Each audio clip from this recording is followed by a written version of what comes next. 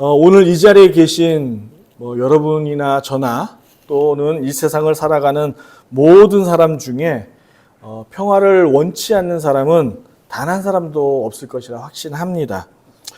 지금처럼 어쨌든 시국이 시국인 만큼 탄핵이니 내란이니 하는 이러한 불완전한 이러한 상황 속에서 이를 극복할 수 있는 덕목이 있다면 여러분, 이웃을 내 몸과 같이 사랑하는 그 마음에서 비롯된 평화라고 저는 믿습니다. 여러분, 우크라이나와 러시아 전쟁을 시작으로 세계 각국에서 벌어지는 크고 작은 이 모든 전쟁 가운데 이 전쟁들을 끝낼 수 있는 힘은 또한 평화라고 저는 확신합니다. 그만큼 인간이 안전하게 살아가기 위해서 우리에게 필요한 중요한 조건이 있다면, 중요한 가치가 있다면 그것은 분명 평화라고 믿습니다. 그래서 성도에게 이 평화가, 화평이 반드시 있어야 될 덕목인 것이죠. 여러분, 오늘 보신 화평하게 하는 자 복이 있나니 그들이 하나님의 아들이라 일컬음을 받을 것이며, 이렇게 말씀하셨죠. 그렇다면 여러분, 화평이란 어떤 평화? 같은 말입니다. 화평, 평화. 평화를 가리키는 말로서 예수님께서 오늘 여러분과 저에게 도전하고 계시는 것일까요? 물론 사전적인 의미로서 평화라는 것은 전쟁이 없는 상태, 또 우리 관계에서 갈등이 없는 그러한 상황을 말하고 있는 것이죠. 그런데 여러분, 이러한 평화는 세상도 얘기합니다.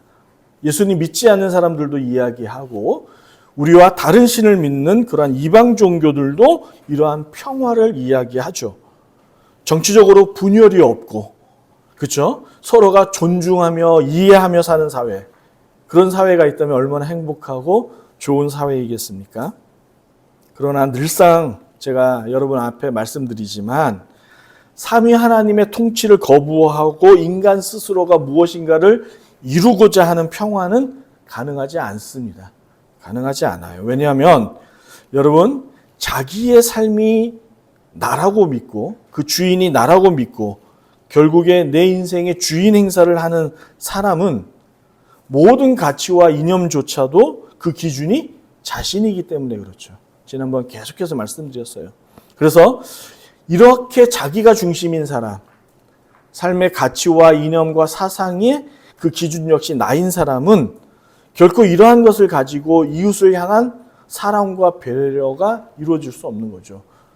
그러므로 세상에서 말하는 사랑 역시 객관적이지 못한 나 중심적인 사랑이 되는 것이고, 이웃에 대한 배려 역시 개인주의적인 배려가 아니겠습니까? 그것이 지금 여러분이 겪고 있고 여러분이 현실에서 마주하고 있는 이 세상에서 우리가 목격하고 있는 거 아니겠어요? 부정할 수 없는 진리라는 거죠. 여러분, 하나님, 삼위 하나님께서 우리에게 가르쳐 주시는 그 덕목과 그 은혜와 그 모든 가치들, 이념들을 우리가 따르지 않고서는 결코 이 세상이 정상적으로 돌아가기가 힘들다는 거예요. 여러분, 왜 그럴까요? 이 세상의 설계자가 하나님이시기 때문에 그래요. 하나님께서 그렇게 만드셨기 때문에 그런 거죠. 여러분, 자동차에 있어서 여러 가지 부속들이 있잖아요. 그 부속이 원래의 설계대로 그것들이 만들어지지 아니하고 이상한 것이 끼워진다면 그 자동차가 정상적으로 운행이 되겠습니까? 되지 않죠. 그와 마찬가지죠. 여러분, 팍스 로마라는 말 들어보셨을 거예요. 옛날 국사 시간에, 역사 시간인가에 배웠던 128페이지 7줄에 나와 있는 팍스 로마. 이 평화, 이들 역시 로마에서 평화를 이야기했습니다. 그런데 이들이 말한 평화는 막강한 군사력을 가지고 세상을 지배하고 짓밟은 그러한 폭력적인 평화를 이야기한 거죠. 따라서 자신을 따르는 사람에게는 평화를 주고 그렇지 않고 거부하는 사람에게서 죽음으로써 다스렸던 것이 그러한 팍스 로마가 가졌던 그런 이념과 사상이었습니다. 그러므로 평화를 외치기만 하는 평화주의자는 성경이 우리에게 말하고 있지 않습니다. 성경에서 말하는 화평케 하는 자, 이런 것은 말로서만 외치는 평화주의자가 아닌 거죠. 여러분, 이웃과의 이 풍파나 다툼을 일으키고 싶어 하지 않으며 불효와는 절대로 타협하지 않는 사람이야말로 마땅히 존중받아야 될 사람이라고 우리는 믿습니다. 그러나 여러분 여기서 이러한 것들이 조용하거나 얌전하거나 해서 평화를 얻을 수 있는 것이 아니라는 거예요. 성경에서 말하는 이 평화라는 것은 반드시 어떠한 대가를 지불해야만이 얻어질 수 있는 것이라는 것을 성경이 얘기하고 있는 것이죠. 그렇다면 여러분, 오늘 이 산산설교에서 예수님께서 이 평화, 말씀하시는 이 평화는 도대체 뭘까요? 우리가 다 마태복음, 특히 이제 산산설교 다 읽어보셨을 거예요. 한 번쯤은. 여기서 보면 이 이후에 예수님께서 이런 말씀하시죠. 원수조차 사랑하지 아니하면 안 된다고. 원수마저 사랑하는 그러한 사랑을 우리에게 가르쳐주고 있지 않습니까? 다시 말해 원수조차 하나 되게 하는 하나님의 의를 바탕으로 한 평화를 얘기하는 거예요. 원수를 사랑하는 그 마음에서 비롯된 하나님의 평화야말로 이 땅에서 온전한 평화가 이루어지는 것이죠. 그로 인해 여러분 하나님과 죄인 사이에 다리 역할을 하는 사람, 다리를 놓는 사람을 가리켜 지금 예수님은 화평케 하는 자라고 얘기하는 거예요. 세상에 하나님을 거부하고 하나님의 진노 앞에 놓여 있는 이 사람과 하나님과의 이 단절된 관계를 이어주는 사람, 이러한 사람을 화평케 하는 자라고 말씀하고 있는 거죠. 그러하기에 갈등을 피하지 않으며 뭐라고요? 갈등을 피하지 않고 자기에게 오는 고난을 두려워하지 않으므로 하나님 앞에 잘못된 것을 바로잡고 깨닫도록 다리가 되어주는 사람을 지금 예수님은 화평케 하는 자라고 얘기하고 있는 거예요. 사람은 누구나 가정이나 일터에서 다툼이나 갈등을 원하지 않죠. 그래서 이런 경우를 이렇게 이제 막닥뜨리거나 이제 겪게 될 때 피하고 싶어 합니다. 그래서 이웃이 어려움에 처해 있을 때는 무심하다가도 이웃이 공정하지 못한 일을 하게 되면 눈을 부라리며 그들을 비난하죠. 그러나 예수님이 이러한 사람을 가리켜 화평케 하는 자라고 말하고 있지 않아요. 오히려 비겁하고 용기 없는 자라고 얘기하죠. 우리는 이웃이 어려운 일을 겪는 것을 보고 도와주려고 하면 괜스레 오지랖이 넓은 사람인가라고 생각해서 그냥 무심하기로 선택합니다. 그러나 예수님은 누가복음 10장에서 우리가 잘 아는 선한 사마리아인의 이야기를 통해 우리에게 뭐라고 얘기하냐면 나의 도움을 필요로 하는 이웃을 만나거든 너의 희생을 감수하더라도 그에게 평온케 하라고 지금 말씀하고 있는 거예요. 너의 희생을 동원해서 내 이웃을 평온토록 만들어 주라라고 얘기하는 거죠. 따라서 성경에서 말하는 평화란 어떠한 분쟁과 갈등을 겪더라도 하나님의 나라를 위한 평화를 지켜내고 만들 것을 신자에게 명령하고 계시는 거예요. 성경에서 가장 뛰어나고 탁월한 평화주의자가 있다라고 한다면 누굴까요? 단연코 예수님이죠. 예수님이 가장 이 세상에서 누구보다도 자기 희생을 통한 우리의 평화를 이루어 주신 분이 예수님입니다. 그런데 여러분, 성경을 읽다 보면 예수님은 가는 곳마다 화평과 평화가 있었습니까? 분쟁과 갈등이 있었습니까? 네, 분쟁과 갈등이 있었어요. 그 중에 하나가 예수님은 만나는 바리새인과 사두개인, 당시 제사장이었던 종교 지도자들의 마음을 불편케 하는 말을 서슴없이 했습니다. 막말을 뱉어냈어요.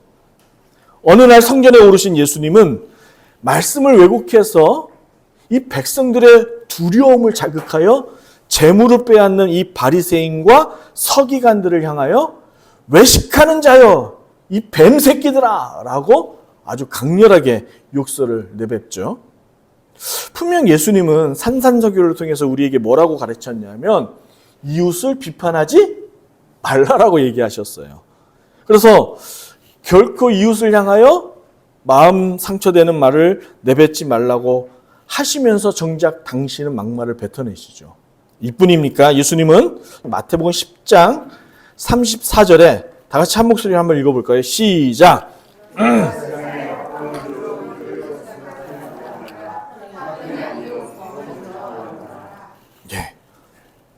예수님은 이 땅 가운데 검을 주시러 오셨대요. 검이 뭐예요? 전쟁을 상징하는 도구잖아요. 갈등과 분쟁을 일으키려 오셨다고 말씀하십니다. 우리에게는 화평케 하는 자라고 말씀하시면서 정작 당신은 우리의 창조주이시며 우리 모든 성도의 삶의 모범이 되시는 예수님은 이 사회를 시끄럽게 하시려고 오셨다라고 얘기하고 계시는 거죠. 여러분, 도대체 우리 보러 어떻게 하란 말씀일까요? 사랑하는 여러분, 이 같은 예수님을 만나면 어떤 마음이 드세요? 여러분, 우리가 앞서 6절에서 의는 무슨 의라고 말씀드렸어요? 하나님의 의라고 말씀드렸어요. 그렇다면 이 말 또한 9절에서 화평 역시 세상이 가리키는 화평, 평화, 앞서 말씀드린 것처럼 팍스 로마나 히틀러의 나치의 그런 평화, 어떤 절대적인 어떤 제국주의가 가지고 있는 힘의 무력을 통한 평화가 아닌 하나님의 의를 통한 바로 그 평화, 하나님의 평화를 가리키는 거겠죠. 따라서 여러분이 또 제가 예수님께서 우리에게 요구하는 평화가 무엇인지를 알아야 되는 거예요.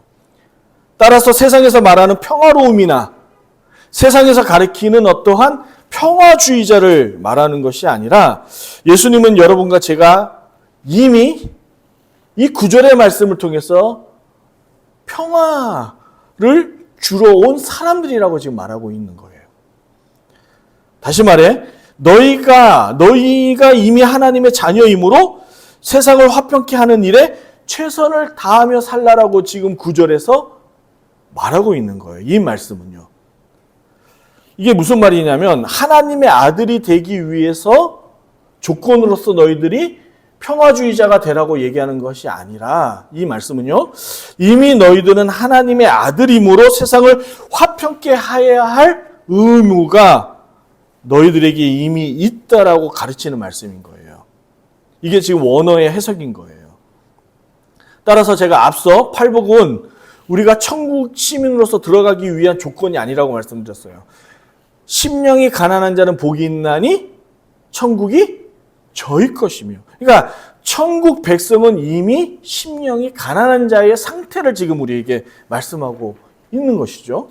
지난달 충격적인 기사가 또 하나 났습니다. 여러분 아시다시피 목사방이라고 해갖고 여러분 옛날에 박사방처럼 그 박사방의 10배가 되는 아주 그냥 그 부정하고 정말 입에 담을 수 없는 그러한 성착취 영상물들을 막 공유했다라고 얘기를 해요. 그래서 목사방 그래갖고 저는 또 혹 이게 목사가 한 짓인가 라고 봤더니 그건 아니고 여러분 화면에 보시면 뉴스에서 이 모든 것을 관리하고 했던 사람이 자기를 목사라고 지칭한 거예요. 이게 이제 어디서 아이디어를 얻었냐면 영화 수리람 아시죠? 여러분 모르세요? 네, 수리람에 보면 이 그 악당 빌런이 자기를 이제 목사라고 지칭하잖아요. 그거에서 이렇게 이제 아이디어를 얻어서 이 목사방을 만든 이 우두머리가 그 역시 자기를 이제 목사라고 스스로 지칭한 거죠. 그러니까 실제 목사는 아닌 거예요. 얼마나 다행인지 모르겠습니다. 그런데 이렇게 이러한 것들을 이 조직하고 관리하는 데 있어서 교회처럼 목사 아래 장로 이렇게 아래 집사, 전도사 이렇게 그 지칭을 줘갖고 사람들이 관리를 했다는 거예요. 어쨌든 지난번에도 말씀드렸듯이 요즘 영화나 드라마에서 보면 목사 또는 기독교가 이 못된 사람의 어떤 상징적인 모습으로 오늘날 이 땅 가운데 비춰진다는 데 있어서 너무도 좀 가슴이 아파요. 그렇죠? 또 이러한 이야기는 얼마나 우리 교회가 이 세상을 화평케 하는 자로서의 그 모습으로 살지 못하고 있는가라는 또한 반증이 또 아닌가 또 생각합니다. 그럼으로써 우리가 오늘 이 말씀을 통해서 생각해 봐야 될 것이 무엇이냐면 그러면 우리가 이미 하나님의 아들이고 이 말은 천국 백성인 거예요. 부정할 수 없는 거예요. 할렐루야. 여러분들은 이미 천국을 뭐라고 할까요? 다 이렇게 배정받으신 분인 거예요. 그러므로 여러분이 천국을 갈까 말까 그런 것은 고민할 필요가 없는 분들인 거예요. 그러면 우리가 이러한 팔복과 예수님의 산산설교를 통해서 우리가 도전받고 좀 깨달아야 될 것이 무엇이냐면 그럼 우리가 이 땅에 하나님의 백성으로서 하나님의 아들로서 어떠한 성품과 어떠한 덕목으로서 살아야 될까? 어떻게 하면 하나님의 명예를 지키며 살 수 있을까라는 부분에 있어서 고민하고 생각해 봐야 된다는 것이죠. 이것이 한국교회 안에 많이 결여가 되고 어떤 왜곡된 복들, 왜곡된 복음이 한국교회에 자리 잡다 보니까 이러한 성도의 성숙하고 좀 품위 있는 모습들은 사라져가고 정말 그 이방 종교보다도 못한 이러한 모습에 세상을 화평하게 만들지 못하고 세상에 평화를 주지 못하는 그러한 모습 속에서 살아가는 성도들이 왜 생겨나는 것일까? 이것을 고민하고 생각해 봐야 되는 것이죠. 그러므로 여러분, 어떻게 하면 우리가 다시 한번 하나님의 명예를 지키고 하나님께 영광 돌리며 살아갈 수 있을까라는 것을 오늘 끝으로 말씀을 생각해 보고 마치려고 합니다. 화면에 보시면 제가 적어놨어요. 첫 번째, 다 같이 한 목소리로 읽겠습니다. 시작. 하나님 나라를 사모하고 사랑합니다. 너무도 당연하고 너무도 기본적인 얘기인 거죠. 여러분, 하나님의 백성이 하나님의 나라를 사모하지 않고 사랑하지 아니한다면 어떻게 살아갈 수 있겠어요? 그런데 의외로 이 기본적인 것이 안 되는 거예요. 여러분, 여기서의 하나님의 나라를 사모하고 사랑한다라는 말은 예수님께서 이 산산설교 이 후반부에 이제 보시면 여러 가지 것들을 우리에게 이제 모범적으로 다 이게 풀이해 놓으신 거예요. 이 9가지 복을 그 이후에 풀이해 놓은 거예요. 여러 가지 것들을. 그 중에 하나가 여러분 앞서 말씀드린 것처럼 원수조차도 품을 수 있고 원수조차도 우리 공동체 안에 하나로서 만들 수 있는 사랑을 소유하면서 살아가라고 얘기하는 것이죠. 그러기 위해서는 우리가 부드러운 사람이 되어야 되는 거예요. 그게 바로 팔복에서 어떠한 사람이 되라고요? 온유한 자. 그렇죠? 온유한 사람이 되어야 돼요. 이 온유한 것으로서 세상을 평화롭게 할 수 있는 거죠. 그런데 이렇게 온유한 사람은 어떤 사람이냐? 하나님을 사랑하고 하나님의 나라를 끔찍히 사모하는 사람이에요. 그게 바로 마태복음 6장 예수님께서 그의 나라와 그의 의를 추구하며 사는 사람의 모습을 이야기하는 거죠. 여러분, 세상 사람들은 근육줄에 이렇게 야성미가 넘치고 어떤 일에든 자신만만하며 자기 주장이 센 사람에 대해서 호감이 갑니다. 그래갖고 연애하거나 뭔가 이성을 찾을 때 조금 그런 사람들한테 필이 꽂히죠. 이게 되게 모순인 게 뭐냐면 우리 여성들 나쁜 남자에 이렇게 끌린다는 말이 있지 않습니까? 그런데 나쁜 남자는 나쁜 남자인 거예요. 결코 여러분에게 좋은 사람이 될 수 없어요. 그런데 왠지 모르게 그러한 유형의 사람들에게 호감이 가고 마음이 간단 말이에요. 이게 왜예요? 세상이 비뚤어지고 왜곡되었기 때문에 그래요. 그런데 보세요. 이런 분들이 가정의 가장이 되고 어떤 집단의 오너가 되고 더 나아가 그 나라의 왕이 되면 세상이 안정될 것처럼 보여요. 그런데 여러분, 이러한 사람들은 결코 세상의 지도자나 리더가 됐을 때 폭군이 될 확률이 높다라는 것이죠. 우리가 지금 보는 것처럼. 다시 말해, 성경은 사람을 외모로 판단하지 말래요. 여러분, 사무엘 상에 보면 사울을 왕으로 백성들이 부르고 왕으로서 그들을 사울을 세우려고 했었던 그 기준이 바로 외모가 준수해서 그랬어요. 키가 크고 훤칠해 보였던 거예요. 그런데 성경은 그렇게 자신의 그 배우자나 리더나 지도자를 그렇게 외모로 세우지 말라라고 얘기하고 있는 것이죠. 성경에 재미난 이야기가 있습니다. 여러분, 사사기 9장을 한번 펴보세요. 이거는 함께 찾으면서 좀 봐야 돼요. 사사기 9장입니다. 오늘날 시국하고도 참 일치하는 말씀이 아닌가 생각이 들어서 여러분 찾았습니다. 사사기 9장 8절부터 16절인데 기니까 읽지는 않고 여러분 집에 가서 꼭 한번 보시고 오늘 눈으로 잠깐 보도록 하겠습니다. 요담 선지자의 비유의 말씀인 거예요. 이게 여러분, 이 나무들이 모였습니다. 나무들이 모여서 사는데 이 나무들의 나라에 왕이 없는 거예요. 그래서 이 나무들이 왕을 뽑기로 한 거죠. 그래서 가장 먼저 이 나무들이 누구에게 찾아가냐면 감람나무에게 찾아갑니다. 그래서 감람나무야, 네가 우리의 왕이 되어줄 수 없니? 라고 제안을 하죠. 그랬더니 감람나무가 말하기를 내게서 나오는 기름으로도 하나님을 영화롭게 할 수 있으니 나는 이 일로도 충분하다. 그러니 내가 나무들 앞에서 어찌 우쭐대며 살 수 있겠냐라고 하면서 거절하는 것이죠. 다음으로 무화과 나무에게 가서 똑같이 네가 우리의 왕이 되어줄 수 없니? 라고 청하죠. 그러자 무화과 나무도 내 열매에서 나오는 열매로 하나님을 영화롭게 하며 사는데 나는 만족한다. 그러니 내가 나무들 앞에 우쭐대며 사는 것이 옳지 않다라고 하면서 왕의 자리를 거부합니다. 이어서 세 번째, 어떤 나무죠? 포도나무도 앞서 두 나무처럼 똑같이 말하며 왕의 자리를 거절하죠.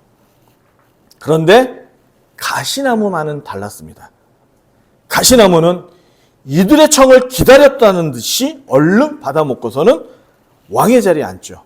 그리고 이렇게 얘기합니다. 자기 명령에 무조건 복종할 것을 강요하면서 그렇지 않으면 너희를 모조리 불살라 태워버리겠다라고 겁박하죠. 여러분, 요담 선지자가 이 얘기하는 이유는 이런 겁니다. 이미 하나님 나라가 존재하고, 할렐루야, 여러분 이미 하나님 나라가 존재하죠. 그리고 우리의 왕이신 하나님이 왕의 자리로서 계십니다. 여러분 믿습니까? 그런데 지금 인간들은 또 다른 나라와 또 다른 왕을 지금 요구하고 있는 거예요. 엄연히 하나님 나라 안에서 거하고 있고 그 왕을 모시고 있음에도 불구하고 그 나라와 그 왕은 뒷전으로 다 팽개쳐 버리고 다른 나라 다른 왕을 섬기고자 하는 거죠. 그것이 여러분의 물질일 수 있고 여러분의 명예일 수 있고 아니면 여러분이 눈에 보이는 그 가시적인 세상에서 줄 것만 같은 마치 야성미 넘치는 남자, 뭔가 나쁜 남자, 이러한 것들의 매력을 느끼고 유혹되듯이 하나님의 백성의 성도들이 이렇다는 거예요. 그러니 겉은 여러분 신자처럼 보이나 속은 온통 다른 모습의 사람으로서 보이는 것이 오늘날 목사들이고 여러분들 아닐까요? 그렇죠? 요담 선지자가 이걸 짚어내는 거예요. 사랑하는 여러분, 성도가 자족하며 산다는 말이 무슨 말일까요? 감람나무나 무화과나무, 포도나무처럼 하나님이 주신 것만으로도 충분히 만족하며 살 수 있다는 거죠. 욕심 부리지 않고 하나님께 감사하면서 사는 태도예요. 그리고 온유한 자로서, 겸손한 자로서 내가 사람들 앞에 어떻게 내가 하나님이 주신 것들, 이 달란트 하나님이 주신 거잖아요. 그걸 가지고 내가 어떻게 우쭐하며 살 수 있느냐, 이것이 하나님을 왕으로 모신 사람들의 태도 아닙니까? 지금 사사기 9장의 요담 선지자 이 나무의 비유를 통해서 우리에게 이 이야기를 비유적으로 말씀하고 있는 거죠. 그러나 가시나무는 달랐던 거예요. 그 마음에 아주 썩은 속내가 있었던 거죠. 하나님 방식이 아닌 자신의 뜻대로 이 세상을 통치하고 싶었던 거예요. 그래서 하나님의 나라를 무너뜨리고 백성을 고통스럽게 하는 거죠. 이게 오늘날 지도자들의 모습 아닙니까? 여러분, 가정도 마찬가지예요. 가정에 남편이 하나님께서 주신 그 본분과 그 사명을 감당하지 못하고 자신의 멋대로 가정을 끌어가려고 하고 내 목숨과 같이 아내를 사랑하라고 했는데 내 마음대로 조정하려고 하는 그 모습들. 여러분, 에베소서에 내 자녀를 노엽게 하지 말라고 말하고 있죠. 원어로 보시면 그 단어가 뭐냐면 영어로 컨트롤하지 말라는 거예요. 너 꼭 서울대 가야 돼. 법대 가야 돼. 부모님은 못 가면서. 그렇죠? 자식들에게는 그렇게 요구하는 거예요. 너는 커서 의사가 되니까 지금부터 이렇게 살아. 자신이 자기 인생을 꿈꿔볼 수 있는 기회조차 주지 않고 부모의 힘과 무력으로 조종해 나가려는 거. 이게 바로 노엽게 하지 말라는 거죠. 컨트롤하지 말라는 거예요. 하나님께서 인간에게 가장 노하는 것 중에 하나가 뭐냐면 내 이웃을 내 멋대로 조종하려고 하는 거죠.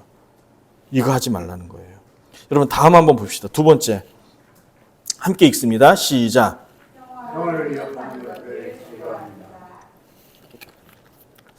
여기서 교회란 제가 늘 말씀드렸듯이 작게는 저와 여러분들이에요. 우리 개인이고 큰 의미에서 여러분의 가정과 일터 그리고 우리 소래 교회의 공동체인 줄로 믿습니다.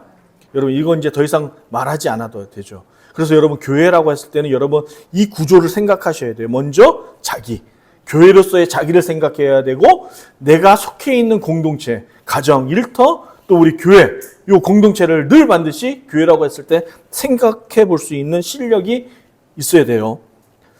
여러분 교인이 성도가 왜곡된 신학과 사상을 받아들이는 순간 그 가정과 일터와 그 교회 공동체는 무너지게 되어 있습니다.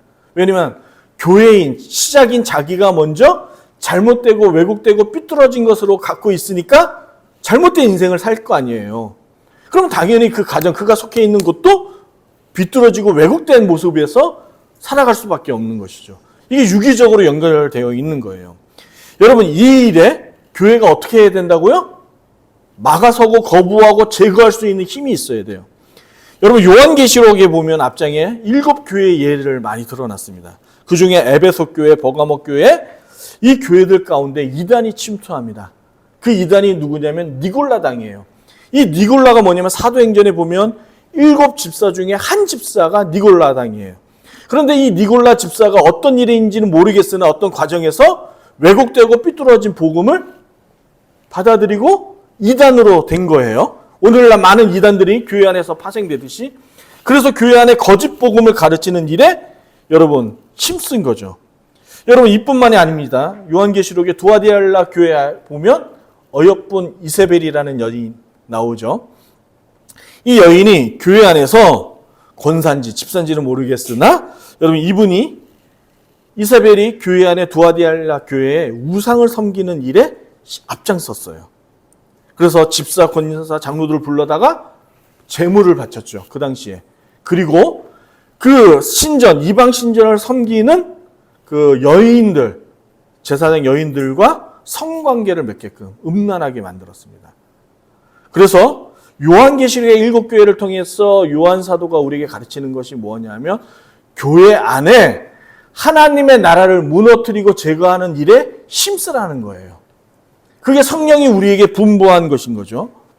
따라서 오늘날 여러분과 저는 이단들의 비유풀이, 신천지의 비유풀이, 그리고 왜곡된 기독론 등등 이 잘못되고 비뚤어진 복음을 여러분 지적할 수 있어야 돼요.